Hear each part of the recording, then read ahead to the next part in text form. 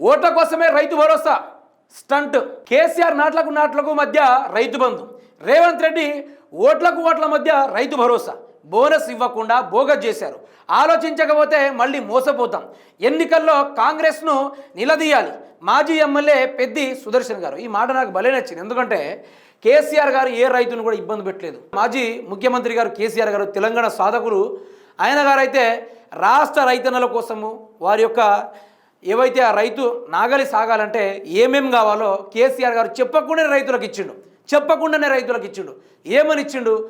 అడగకముందే కేసీఆర్ గారు మొదలుగా వాళ్ళు నాగలి సాగాలంటే ఆ దుక్కిలో నీళ్లు రావడానికి కాళేశ్వరాన్ని కట్టి ఎస్ఆర్ఎస్పి కెనాల్ల ద్వారా రిజర్వాయర్ల ద్వారా బీడు బారిన శిలకలల్లా నీళ్లు పంపించింది కేసీఆర్ గారు. ఆ తర్వాత నీళ్లు ఉన్నా కూడా పెట్టుబడికి సాయం అందించాలి కదా అనుకుంటూ కేసీఆర్ గారు వినూత్నంగా ఆలోచించి రైతు భరోసా అనే పేరును పెట్టాడు. రైతు భరోసా ప్రతి ఎకరానికి 5,000 రూపాయల చొప్పున అందించి, ఒక పంటకు 5,000 రూపాయల చొప్పున అందించి వారికి మంచి భరోసాగా తయారయ్యాడు, రైతు బాంధవునిగా తయారయ్యాడు.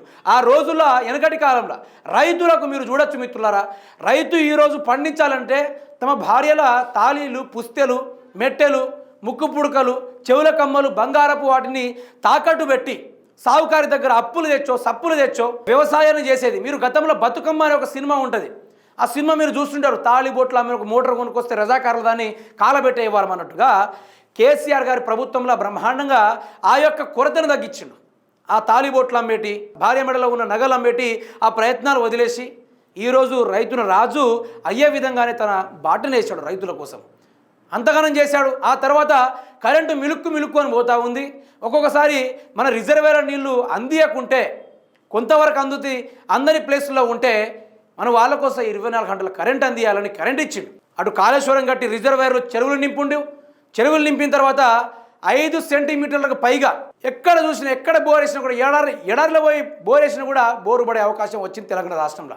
ఇంతకుముందు బోర్ల రామరెడ్డి అని ఉండే, ఆయన 100 బోర్లు వేసినా కూడా ఎక్కడ బోరు పడకపోయేది. కానీ కేసీఆర్ వచ్చిన తర్వాత మట్టి తోడినా కూడా, ఒక 10 మీటర్లు మట్టి తోడినా కూడా నీళ్లు, పుష్కలమైన నీళ్లు, భూగర్భ జలాలను పెంచుండు. రాష్ట్ర రైతుల సంఖ్యను పెంచుండు. రాష్ట్రంలో ఒడ్లు పండించే ఆ వ్యవస్థను ఎక్కువ పెంచిండు. ఐకేపీ సెంటర్లు పెట్టిండు, అభివృద్ధి పెట్టిండు, బ్రహ్మాండంగా పెట్టిండు. అది ఓన్లీ నాట్ల మధ్య మాత్రమే రైతు భరోసాతోటి, కాళేశ్వరముతోటి, 24 గంటల కరెంటుతోటి అభివృద్ధి అయ్యింది. 10 ఏళ్లలో బ్రహ్మాండమైందని చెప్పుకునే ముచ్చడు ఎంత వాస్తవం అది రైతులకు కూడా తెలుసు. ఈరోజు ఓట్లకు మధ్య రైతు భరోసా. ఎంపీ ఎలక్షన్లప్పుడు ఒకసారి, స్థానిక ఎన్నికలు నెక్స్ట్ ఇప్పుడు ఎన్నికలు లేవు కాబట్టి రైతు భరోసా మర్చిపోవాలా మీరు. అది మళ్ళీ అకౌంట్లో పడాలంటే బీడు బారిపోయి బూజు పడిపోద్ది మీ అకౌంట్. మళ్ళీ రైతు భరోసా రాదు, అది పడదు.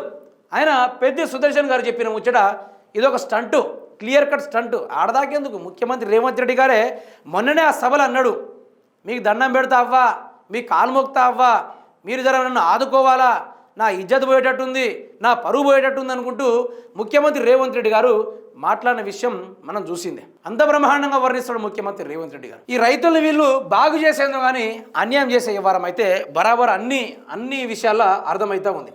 అదేవిధంగా ముఖ్యమంత్రి రేవంత్ రెడ్డి గారు పలుమార్లు కొన్ని ముచ్చట్లు మాట్లాడడం జరిగింది. ఎటువంటి ముచ్చట అంటే ఒకసారి చూసుకునే ప్రయత్నం చేద్దాం మిత్రులారా. ఆయన కొత్తగా వచ్చిండట, అంటే అధికారంలోకి వచ్చి పిల్లగాడు ఒక 10 సంవత్సరాలు చేసుకుంటాడని ఎవరు చూస్తలేరు, నన్ను 10 ఏళ్ల పెద్ద ఆయన కేసీఆర్ చురుకలు చూపెడతా ఉన్నాడు అనుకుంటూ భయపడతా ఉన్నాడు. నిజానికి భయపడుతున్నాడో రాష్ట్ర ప్రజల్ని పిచ్చోళం చేస్తూ ఉన్నాడో అర్థం కావట్లేదు. కానీ ఈ ముచ్చటను ఒకసారి చూసుకునే ప్రయత్నం చేస్తే మిత్రులారా, ఆయన అంటాడు, భలే అంటాడు, మంచిగా మాట్లాడతాడు ఆయన. అరే పిల్లగాడు కొత్తగా వచ్చాడు, కొంతకాలం సమయం ఇద్దామన్నా కనీసం విజ్ఞత లేదు.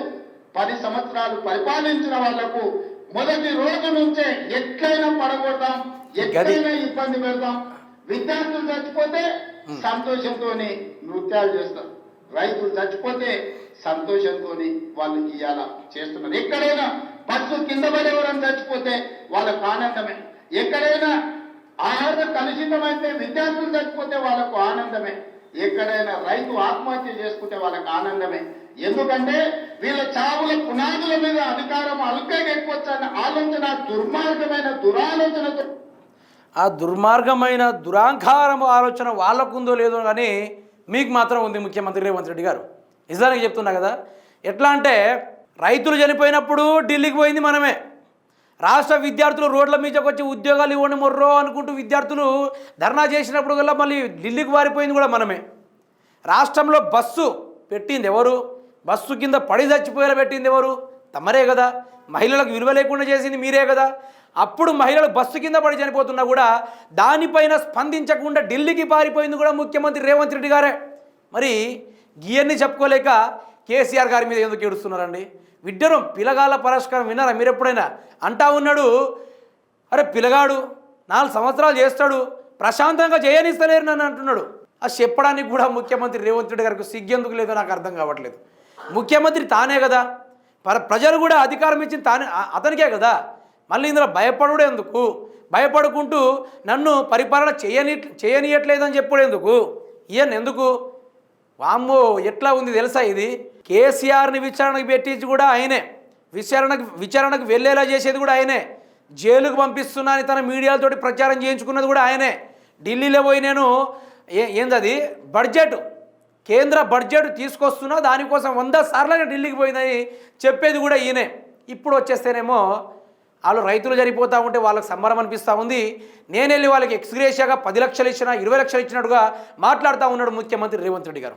నిజం చెప్పండి మిత్రులారా, తెలంగాణ సమాజంలో ఎన్ని అవినీతి జరిగింది, ఇన్ని రాష్ట్రంలో సమస్యలు 1 కాదు 2 కాదు, ఎవరెస్ట్ పర్వతం అంతా సమస్యలు, ఎనలేని సమస్యలు, లెక్కలేని సమస్యలు. మీడియాలు రేవంత్ రెడ్డిని జోకు వరకే సరిపోయినాయి, స్ట్రీమ్ మీడియాలు రేవంత్ రెడ్డిని సదురుడు వరకే సరిపోయినాయి. కానీ రాష్ట్ర ప్రజల సమస్యని ఏ మీడియా కూడా బయట పెట్టలే. పెట్టిన సోషల్ మీడియాలను కూడా పండబెట్టి తొక్కుతా, లోఫర్గాల ఛానల్ ఉన్నాయని ఇష్టానుసారంగా ప్రచారం చేస్తే ఒక్కొక్క తోడకాలు తీసా కూడా పండబెట్టి తొక్కుతాని బెదిరించేది కూడా ఈయనే. అసెంబ్లీలో ఒక సోషల్ మీడియా గురించి మాట్లాడే ముఖ్యమంత్రిని మీరు ఎక్కడైనా చూసారా? నరేంద్ర మోడీ నుంచి మొదలు పెడితే కింద శ్రీలంక దాకా ఎవరైనా మాట్లాడిరా సోషల్ మీడియా గురించి? కానీ మన ముఖ్యమంత్రి మాట్లాడతాడు. దయచేసి బీఆర్ఎస్ పార్టీ వాళ్ళకు నేను కోరుకునేది ఒకటే, ఏదో పిల్లగాడట వదిలేయండి ధర, ఎందుకట్లా ఇబ్బంది పెడుతున్నారు అనుకుంటూ ఆయన బాధపడతా ఉన్నాడు. విచిత్రం కదా. మొన్న కొడంగల్ మనిషే రేవంత్ రెడ్డికి అగెనిస్ట్గా నిలబడతా అని చెప్పిండు. నిజానికి పిల్లగాల పరాశకానికి తగ్గట్టుగా తాతకు నిలబెట్టినా కూడా అధికారంలోకి బ్రహ్మాండంగా వచ్చు.